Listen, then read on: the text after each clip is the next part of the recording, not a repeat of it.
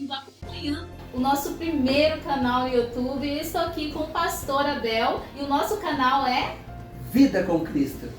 E hoje nós vamos falar sobre Tribunal de Cristo. Eu acredito que muitas pessoas têm dúvidas e tem muitas pessoas que pregam, né, pastor, também, e não traz na íntegra o que é o Tribunal de Cristo, tirando nossas dúvidas. E hoje a gente vai tirar as dúvidas e também trazer na palavra o que é o Tribunal de Cristo, o que fala na palavra. Verdade, irmã Josi. Sabe o que acontece? Muitas pessoas, nos dias em que estamos vivendo, às vezes confundem os textos bíblicos devido à vasta programação teológica que está tendo uma liberdade de acessibilidade por todas as pessoas. É verdade. E aí, as pessoas vão lá na internet, vai acessando, e vai procurando, e vai pesquisando, e cada igreja, cada denominação tem a sua forma de interpretar os textos bíblicos. Mas a Bíblia interpreta a si mesma. A própria palavra de Deus, ela é inspirada por Deus, e segundo a instrução da própria Bíblia, é um pouco aqui, um pouco ali, a gente vai aprendendo com a própria palavra de Deus. Olha, há um texto na Bíblia Sagrada, no livro de João, no capítulo 5, versículo 19 ao 43, onde Jesus está falando sobre o que ele vê o Pai fazer e ele mesmo faz. Mas quando chega no versículo 22, do capítulo 5 do Evangelho de João, Jesus diz assim: pois o Pai a ninguém julga, mas confiou ao Filho todo juízo. Todo juízo.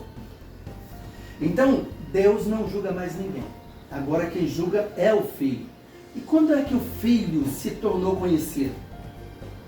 Quando ele veio ao mundo? Exatamente, quando ele nasceu. Antes dele nascer, as pessoas não conheciam o Filho, não é mesmo? Sim. Então Jesus se tornou conhecido como Filho quando nasceu. Ele era uma esperança profética dada a todo o povo hebreu, né, através dos profetas do Antigo Testamento. Nós temos um conjunto dos profetas maiores e profetas menores que falaram do advindo, da vinda de Jesus Cristo, do advento dele, que ele viria, o Jesus Cristo viria, ou o Filho viria, o Messias viria. E ele veio, há 2000 anos atrás isso aconteceu. Então há um grande problema no meio da cristandade, é que as pessoas interpretam a palavra de Deus às vezes buscando artifício para corroborar os seus próprios pensamentos. A Bíblia não precisa disso. A Bíblia é a imutável palavra de Deus. Ela nunca mudou. Então, Ela jamais vai mudar. Vai de novo, que eu interrompi. Então, a Bíblia é a imutável palavra de Deus. Ela jamais mudou. Tá? A imutabilidade da palavra de Deus garante a fidelidade dela. E quando Jesus disse que o Pai deu ao Filho o poder de julgar, a gente tem que entender que agora nós temos um tribunal por onde passarmos. Nós temos todos os registros bíblicos falando de um tempo em que Deus não tinha estabelecido o tribunal de Cristo. Quando as pessoas morressem, elas iriam para onde? Elas iam diretamente a Deus. Então elas eram julgadas perante Deus. Nós temos essa história contada pelo próprio Senhor Jesus Cristo em Lucas capítulo 16. Em Lucas capítulo 16, Jesus conta a história de um certo homem rico que vivia uma vida regalada e esplendidamente, que tinha na porta desse homem rico um certo Lázaro. Então essa história que Jesus conta não é uma parábola como as demais parábolas que Jesus falou. Essa é uma história ocorrida no padrão do Antigo Testamento, sem o tribunal de Cristo. Jesus não tinha ainda estabelecido o tribunal dele. Ele estava agora vivo na terra ainda, não tinha morrido ainda. Então ele falava assim: olha, todo juízo agora foi dado ao Filho. Eu tenho juízo. Deus não julga mais ninguém. Ele me deu a mim, o Pai deu a mim o poder de julgar.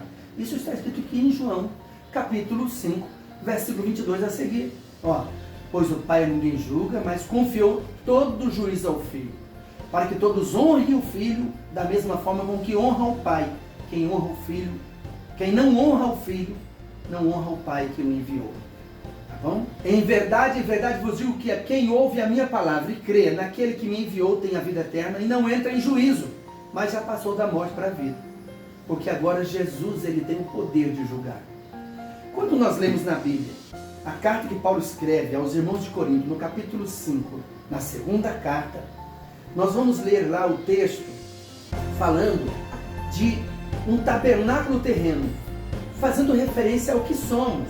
O corpo que temos, todos nós, você que está nos assistindo, todos nós os seres humanos fomos criados por Deus para ser uma habitação do próprio Deus, para termos uma comunhão direta com Deus. Quando Adão, nosso primeiro pai, ele pecou no jardim, ele perdeu essa comunhão. Ele foi destituído, olha só, ele foi destituído. O que é uma destituição? É uma tirada de uma autoridade que a pessoa tem. Você tem uma autoridade, vou destituir você dela, você deixa de tê-la. Então Adão perdeu essa comunhão com Deus por causa do pecado.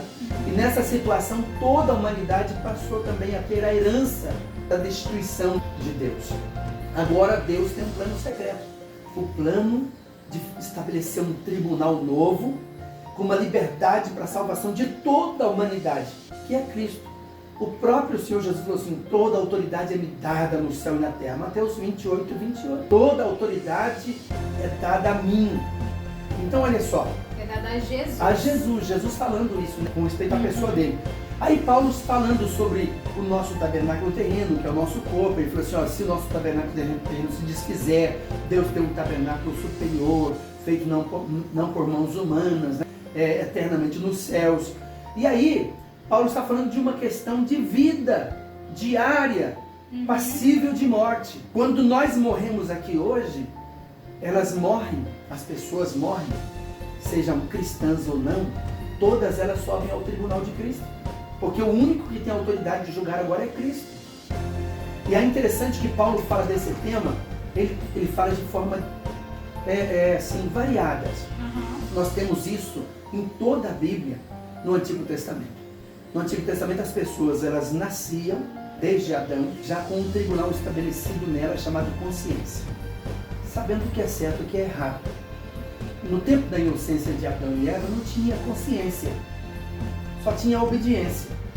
Adão e Eva, eles viviam no jardim e eles obedeciam a Deus. Não tinha consciência do que igual nós temos hoje. Eles passaram a ter consciência a partir do momento que eles pecaram. Então, foi uma ação direta de Deus no próprio ser humano, porque Deus falou assim, agora eles são semelhantes a nós. Eles sabem o que é certo e o que é errado. Então Deus estabeleceu no ser humano a consciência. Esse é o primeiro tribunal de Deus. Toda pessoa, quando vai fazer uma coisa boa, ela se sente satisfeita porque fez uma coisa boa. Toda pessoa, quando faz uma coisa má, ela se sente acusada pela coisa má que ela fez. Conforme ela vai fazendo as coisas más e ela vai sendo acusada, essa consciência morre. E então ela continua fazendo coisas ruins sem mais perceber, né, que está fazendo errado, porque se tornou natural para ela. É como um costume. Exatamente. E é isso que Paulo fala na segunda carta aos Coríntios. Que nós temos um corpo e que nós temos que ter cuidado com esse corpo para a gente não ser como o mundo é, tendo uma consciência morta, porque todos nós, Paulo inclui ele mesmo. Quando ele fala todos nós, ele está falando dele mesmo. Quando morremos aqui, quando o tabernáculo terreno se desfaz, a gente sobe ao tribunal de Cristo. E lá nós somos julgados. Paulo fala desse assunto também na primeira carta de Coríntios, no capítulo 3, versículo 11, a seguir, até o versículo 15, Paulo fala assim, ó, porque ninguém pode pôr outro fundamento, além do que já está posto, o qual é o Senhor Jesus Cristo. Olha só, ele é o fundamento, ele é o tribunal de Deus agora em favor da humanidade. E aí, sobre esse fundamento, nos constrói obras de ouro, de prata, de pedra preciosa, de madeira, de feno e de barro. Aí Paulo vai falando na primeira carta, no capítulo 3 de 1 Coríntios, que todas essas obras, elas vão comparecer diante de Cristo, para ser passada pelo fogo do juízo de Cristo. Você está entendendo?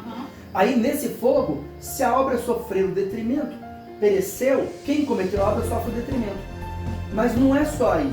O versículo continua dizendo que, todavia, porém, o que fez a obra será salvo, mas como pelo fogo? Será aguentar o fogo. Note bem uma coisa, irmã Josiane, e amigos que estão nos ouvindo aí nas redes sociais. Todas as pessoas têm o direito de serem salvas em Cristo. É só crer nele. Ele é a salvação. Salvação é dom de Deus, é graça. Ninguém faz obras para ser salvo. Mas quem é salvo faz obras de salvação. E obras de salvação tem que ser de ouro, de prata, de pedra preciosa e pode ser até de barro, porque barro aguenta fogo.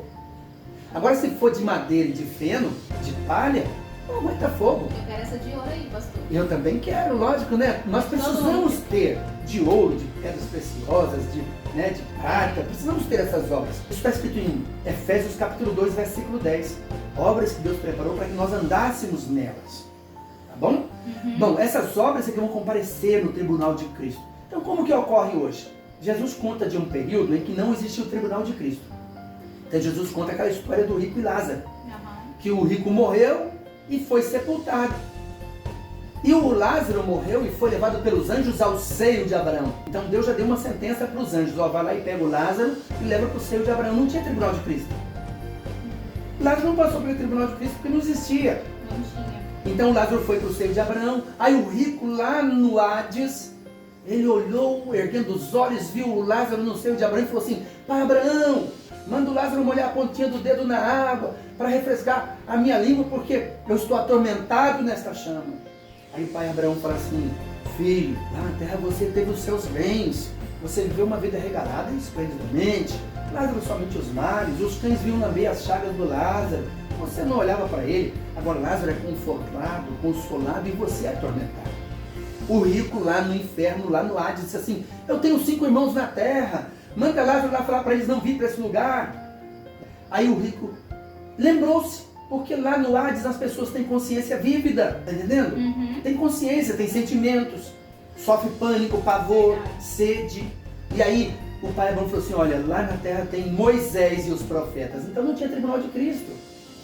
Se eles não ouvem os vivos, como ouvirão os mortos? Jesus conta essa história antes de morrer.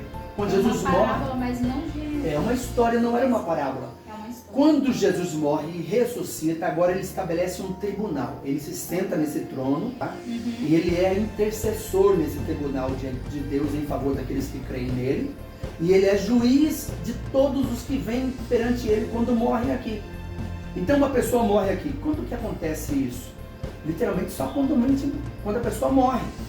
Nós temos essa descrição feita por Salomão, o sábio, no capítulo 12 de Eclesiastes. No capítulo 12 de Eclesiastes, Salomão fala assim: lembra-te do teu Criador nos dias da tua mocidade, antes que venham os maus dias, você venha dizer, não tenho neles mais contentamentos.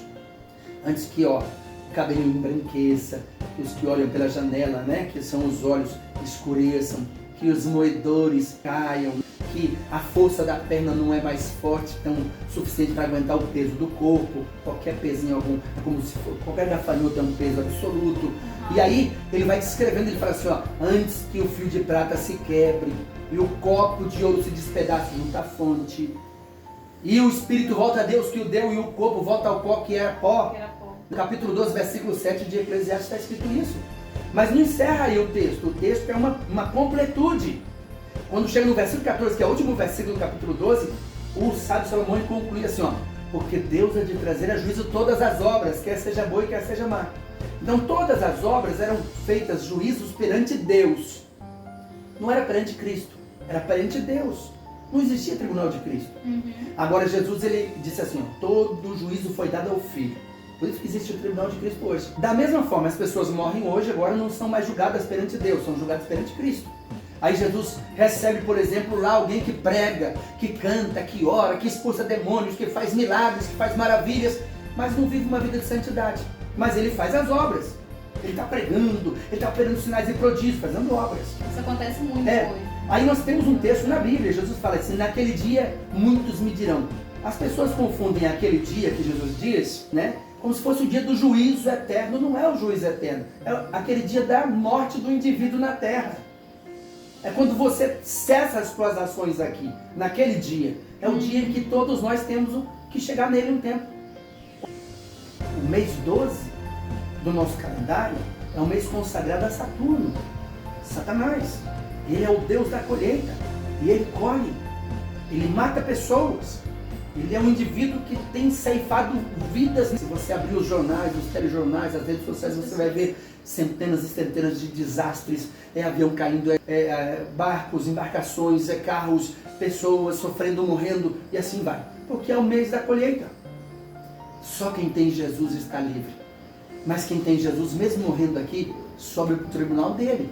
E no tribunal dele a pessoa é julgada segundo as obras que faz.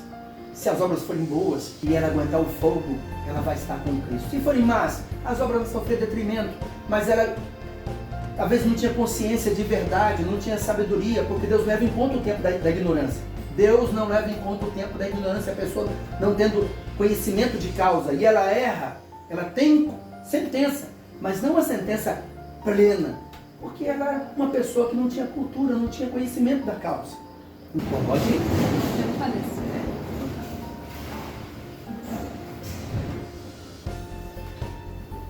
Pastora Bel, qual é a diferença entre o tribunal de Cristo e o juízo final?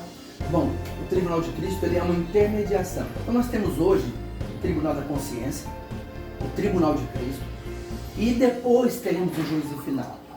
O juízo final é quando Deus vai julgar todas as pessoas, tá, que morreram desde o dia em que Jesus morreu e ressuscitou, até o período de toda a história da humanidade, de homens nascendo e morrendo, de homens nascendo e morrendo, crendo em Jesus ou não crendo em Jesus.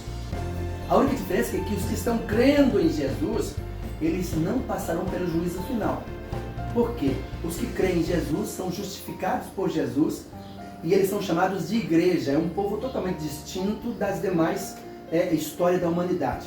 Então nós temos na história da humanidade o registro bíblico, o registro da palavra, o registro do mandamento de Deus, que faz essa distinção entre gentios e judeus. E agora, igreja. Então nós temos 3 classes de pessoas em todo o globo terrestre. Gentios, são todos os que não são judeus. Judeus, é um povo específico, descendentes de Abraão, Isaac e Jacó. E a igreja é um povo que é misto de gentios e judeus, mas é um povo também. Esse povo chamado igreja, da palavra grega eclesia, que é chamados para fora, esse povo chamado igreja, eles serão arrebatados, os que estiverem vivos, no momento em que Jesus vier para buscar, porque Jesus prometeu buscar aqueles que creem nele. Vai haver o arrebatamento, quer as pessoas creiam ou não, isso vai acontecer. Não vai haver tribunal de Cristo depois de arrebatamento. Por quê? Depois não haverá. Não. O tribunal de Cristo é para agora, é para antes do arrebatamento. Após o arrebatamento, o que a Bíblia nos revela é as bodas do Cordeiro e a grande tribulação na terra. A grande tribulação na terra é diferente da tribulação que estamos passando hoje, tá? Hoje passamos por tribulações. A palavra tribulação, ela está relacionada a um termo grego chamado telipsis, que é provação. Jesus disse assim: no mundo tereis provações, no mundo tereis aflições. Está escrito em João capítulo 16, versículo 33. E ele falou assim: eu tenho vos dito isso para que vocês tenham um ânimo bom, porque no mundo vocês terão aflições, mas tenham bom ânimo. Tá bom? Então a gente só tem que ter bom ânimo. Hoje nós temos o tribunal de Cristo. Jesus arrebatou a igreja, cessa o tribunal de Cristo. Acabou o tribunal de Cristo. O crente vai passar pelo tribunal de Cristo depois do arrebatamento? Não vai. Por quê? Porque o cristão vai ser transformado. Se você estiver vivo, irmã, e eu estiver vivo, nós estivermos vivos agora, nesse exato momento enquanto estamos gravando esse podcast, e Jesus vier agora, a trombeta de Deus soar, a Bíblia garante que os que morreram em Cristo vão ressuscitar primeiro. Nós que estamos vivos seremos transformados no abrir e fechar de olhos. Um certo matemático japonês, eu esqueço o nome dele agora, ele fez a somatória do tempo de uma piscada de olho, 7 milésimo de centésimo de segundo. Em 7 milésimo de centésimo de segundo, numa piscadinha de olhos, nós que estivermos vivos seremos transformados num corpo semelhante ao corpo de Cristo. Isso que é corruptível vai se revestir da incorruptibilidade. Isso que é mortal vai se revestir da imortalidade. E nós vamos subir ao encontro do Senhor nos ares e estaremos para sempre com o Senhor. Não diz que estaremos passando pelo tribunal de Cristo. Não vai haver tribunal. Já fomos transformados. Jesus vai destransformar nós para julgar de novo nós. Não tem isso. Isso é uma incompreensão das pessoas que pensam assim. Então, eu vou dizer no passo a passo aqui. Salomão disse: todos quantos morrem aqui sobem e levam suas obras, boas ou más. Continua do mesmo jeito, só que agora não sobe mais diante de Deus, sobe diante de Cristo. Aí Cristo disse para a pessoa que morreu. A Bíblia tem 1050 leis no Novo Testamento. 1050 leis no Novo Testamento para a igreja. Os judeus têm 613 mandamentos na lei para eles. A igreja tem mais lei do que os judeus. As leis dos judeus se resumem em duas: amar a Deus sobre todas as coisas, ao teu próximo como a ti mesmo. A lei da igreja só se resume em uma só. Jesus falou assim: eu vos dou um novo mandamento, que vocês amem uns aos outros como eu amei vocês. Se vocês amarem uns aos outros como eu amei vocês, o mundo vai saber que vocês são os meus discípulos. Discípulos de Jesus, amados, é muito diferente das pessoas comuns da sociedade. Discípulos de Jesus é cristãos. Esse é o primeiro nome dado para os cristãos lá em Antioquia. Quando eles fugiram de Jerusalém, se esparramaram por toda a Ásia Menor, em Antioquia, aquele grupo de seguidores de Jesus foram vistos pelas pessoas da sociedade comum da época, e eles olharam e falaram assim: são cristãos, porque isso indica ser como Cristo é, pequenos cristos, sabe? Ai, eu não vou deixar. O cristão é diferente do crente. O crente obedece homens, o crente obedece dogmas, o crente é bom ser crente. O diabo também é crente, a Bíblia diz: tu crês em Deus, faz bem, pois até o diabo crê e estremece. Mas é importante ser cristão. A gente tem que ser igual a Cristo, meu José. Sabe, quando Paulo fala sobre o tribunal de Cristo, ele não está falando de uma doutrina que a gente tem que formalizar. Não existe uma formalização dessa doutrina. Isso é uma lei que Deus estabeleceu para o ser humano a partir de Cristo. Jesus foi muito claro, ele falou assim: eu sou o caminho, a verdade e a vida, ninguém vem ao Pai senão por mim.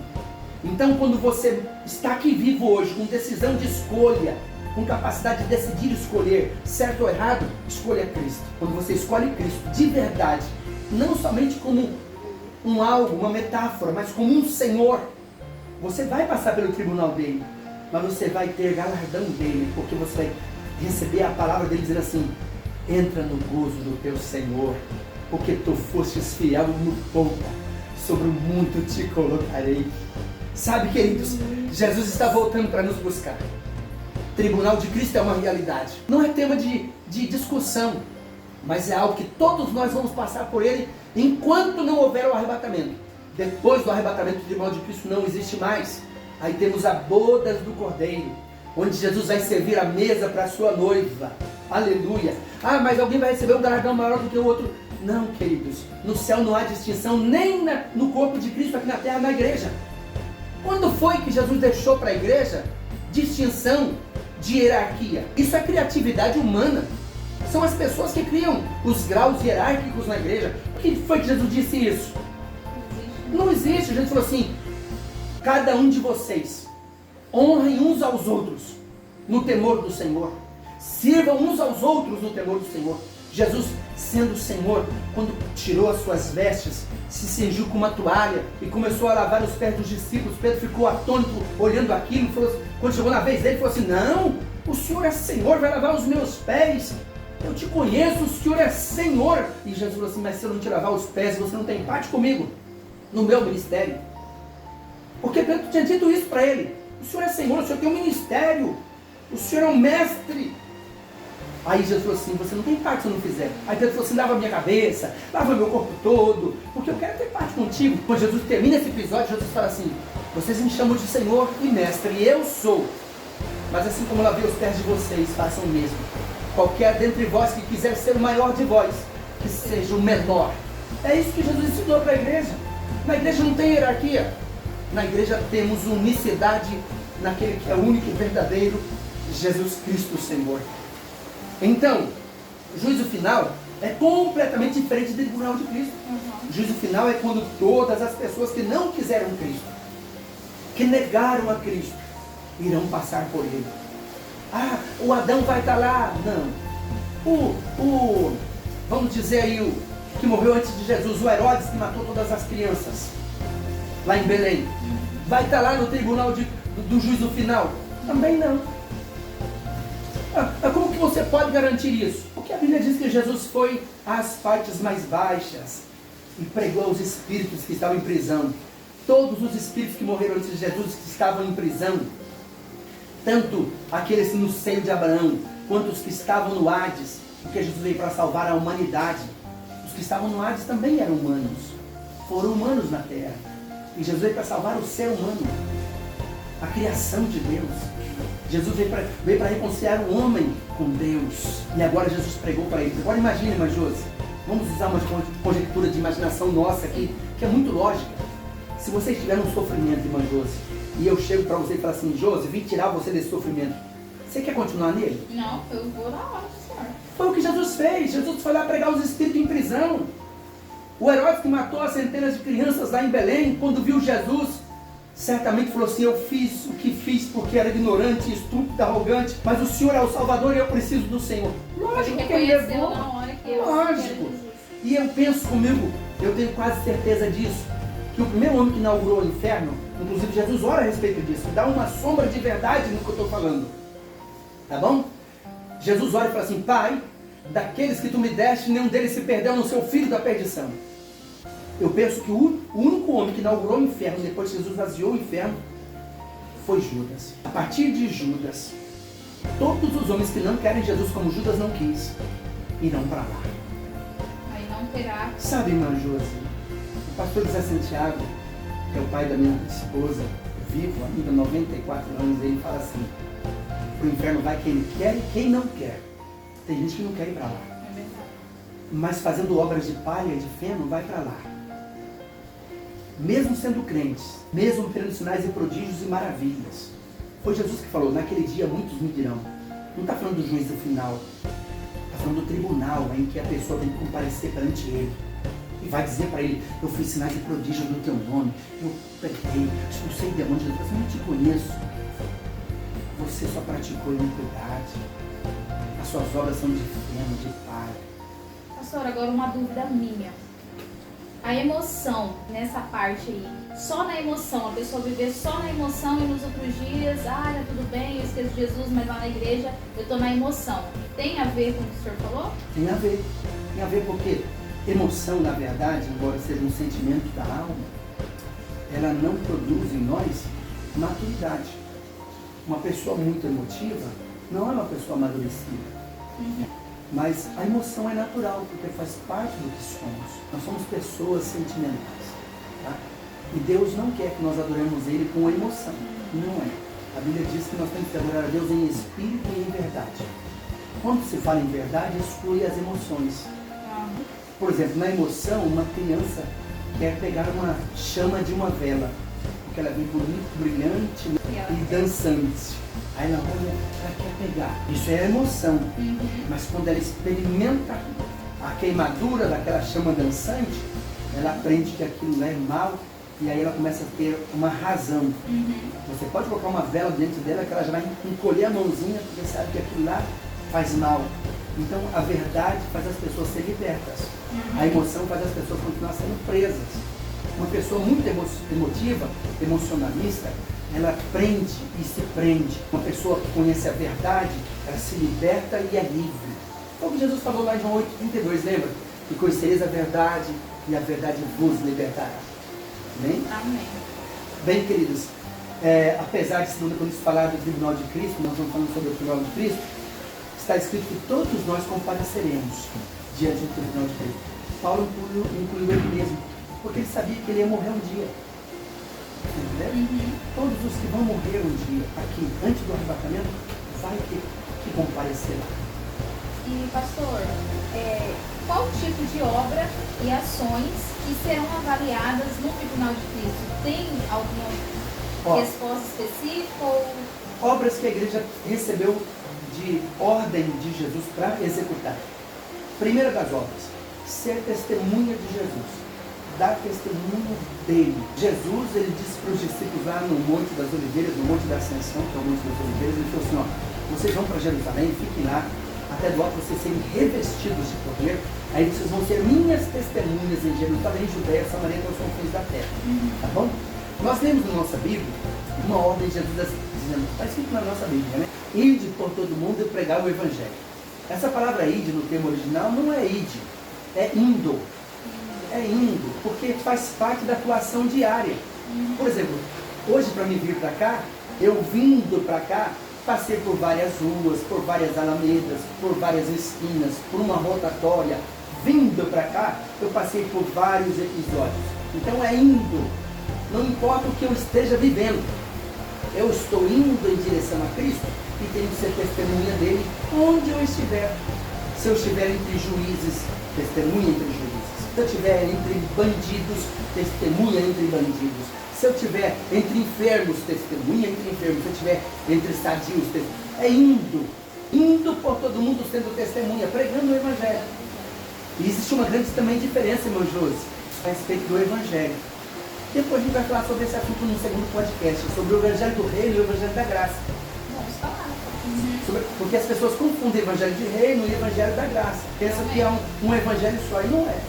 Não é? Vamos falar disso no próximo podcast. Então, acompanhe a gente. Pastor, como você já falou, não existe recompensa no tribunal de Cristo. Não existe recompensa. Todos seremos iguais. Todos seremos iguais a Cristo. A Bíblia diz, garante.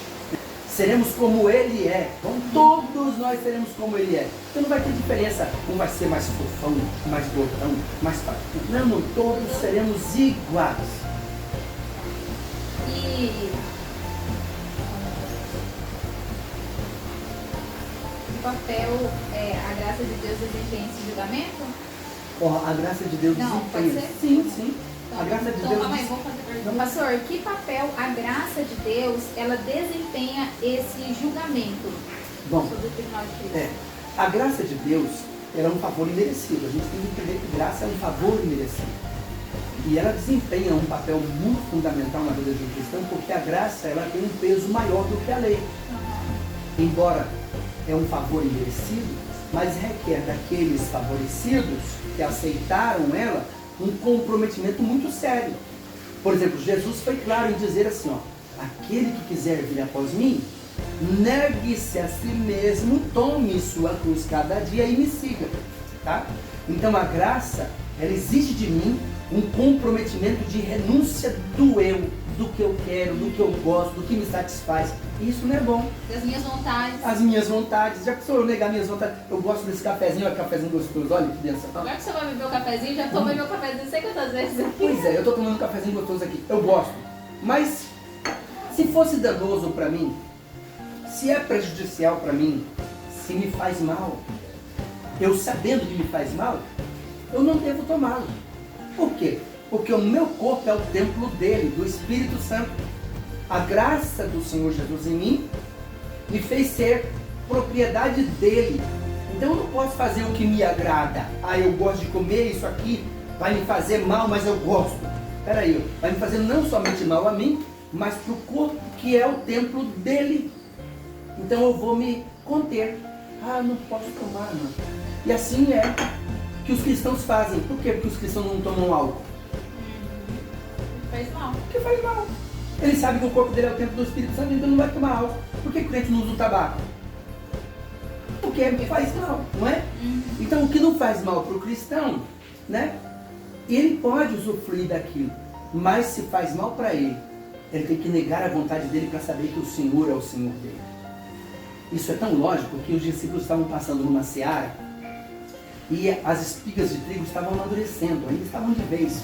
E os discípulos colhiam aquelas espigas, esfregavam na mão, soprava a palha e comia. O trigo, quando está amadurecendo, ele fica adocicado, é uma sementinha adocicada gostosa. E aí eles comiam. Os fariseus viram aquilo e falaram assim, o mestre, os teus discípulos comem sem lavar as mãos. Porque eles tinham uma tradição de que tudo que tinha que comer tinha que lavar a mão. Aí Jesus falou assim, não é o que entra pela boca do homem que faz mal para o homem. É o que sai da boca do homem que faz mal para ele. Porque o que sai da boca do homem sai do coração. Do coração procede os maus pensamentos, o adultério, o homicídio, né? O parricídio. Então, a gente tem que ter um entendimento de que a graça, ela tem muita importância, um peso muito grande na questão do tribunal de Cristo. Não é porque eu estou salvo pela graça que eu vou viver de qualquer maneira. Se eu viver de qualquer maneira, eu estou fazendo uma obra de palha. Aí no tribunal de Cristo, ela vai perecer. E eu vou passar pelo fogo também. Aí não aguentei o fogo, vou perecer. Porque o texto é claro. Vamos ler o texto? 1 Coríntios, capítulo 3. 1 Coríntios, capítulo 3. Nós vamos ler isso para os nossos irmãos, para eles entenderem. Porque tem pessoas que pensam que tá tudo bem. Olha aqui, ó. Versículo 15. Versículo 15 assim, ó. Capítulo 3. 1 Coríntios, versículo 15. Se a obra de alguém for queimada, sofrerá dano. No entanto, essa pessoa será salva, Todavia, como, porém, através do fogo. Vai ter que passar pelo fogo. Não tem como Não tem escapatória. Tem que passar pelo fogo. Tem que passar pelo fogo. Tá? A obra que eu fiz eram de palha, foram consumidas, sofri detrimento. Eu só fiz coisa leviana, só empurrando com a barriga. Não dei valor à verdadeira fundamentação da graça. Levei a graça de qualquer maneira. Aí vou passar pelo fogo. Aí no fogo eu vou dizer para ele assim: eu fiz obra de Jesus, ó, expulsei demônio no teu nome. Não te conheço, você só praticou iniquidade. E lança no inferno. Porque quem lança no inferno é Jesus. É Ele que lança. Agora no arrebatamento da igreja não vai ter mais isso. Jesus arrebatou a igreja, acaba isso. Aí vai ter o juízo final. Bom, entre esse período, cessando o tribunal de Cristo, vai haver uma mudança jurídica celestial. Vai ter o juízo das nações. No juízo das nações, pode já falar, juízo das nações. Então são as nações da terra que vão passar pelo juízo diante de Deus. Por exemplo, nações que não ajudam os judeus hoje. E são contra. São contra os judeus hoje. Essas nações vão ser julgadas no tribunal das nações. Quando Deus vai, o Senhor Jesus, ele vai julgar as nações. Ele vai julgar as nações. Não é Deus que vai julgar, não, é Jesus.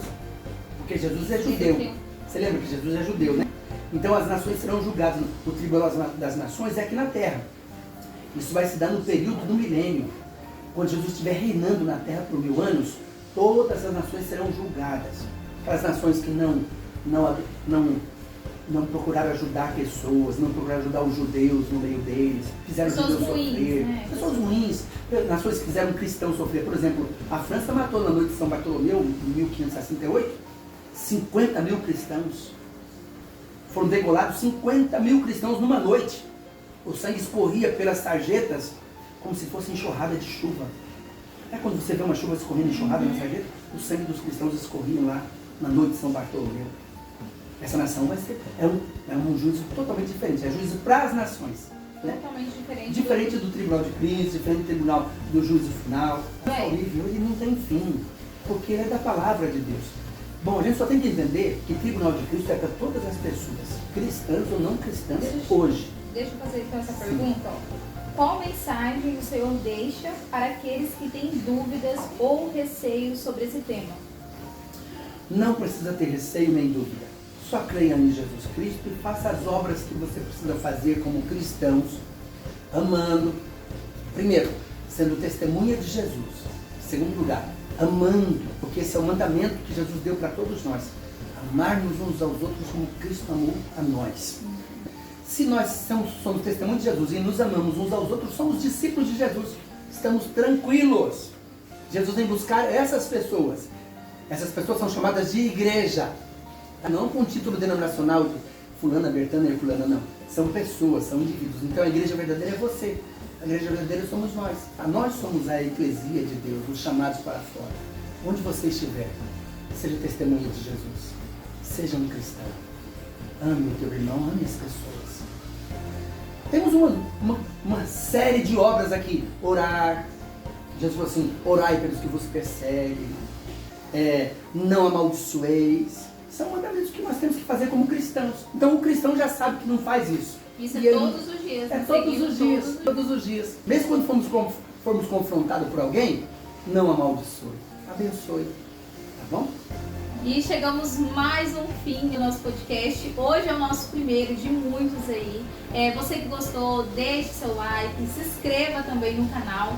E eu quero agradecer aqui o pastor pelo conhecimento, por ele ter nos passado, né, sobre o Tribunal de Cristo. Se você tiver alguma dúvida, deixa aí nos comentários, que a gente está falando no nosso próximo encontro com o pastor Abel. E a gente vai fazer uma oração de agradecimento, orar também pela vida de vocês, amigos. Nós que estamos aqui, hoje a gente tem plateia aqui atrás. Nós estamos abençoados aqui hoje. É verdade. E o pastor Abel vai fazer uma oração agora de encerramento. Agradecemos todos que estão aí assistindo a gente. E que Deus possa dar graça e conhecimento para que a gente possa fazer sempre os nossos vídeos e soltar aí na internet e levar as boas novas que ele vai falar. Vida com Cristo. Senhor Deus, em nome de Jesus, nós queremos te agradecer pelo privilégio de estarmos aqui levando nas redes sociais esse conhecimento da tua palavra. Senhor, que as pessoas sejam salvas em Cristo. Que os homens e as mulheres dessa nação creiam que Jesus Cristo é o Senhor e Salvador da humanidade, porque Ele o é. Senhor, abençoe-nos com tua bênção. Eu invoco o teu nome sobre todos aqueles que estão agora assistindo, Senhor, este podcast. No nome de Jesus oramos e te agradecemos. Amém.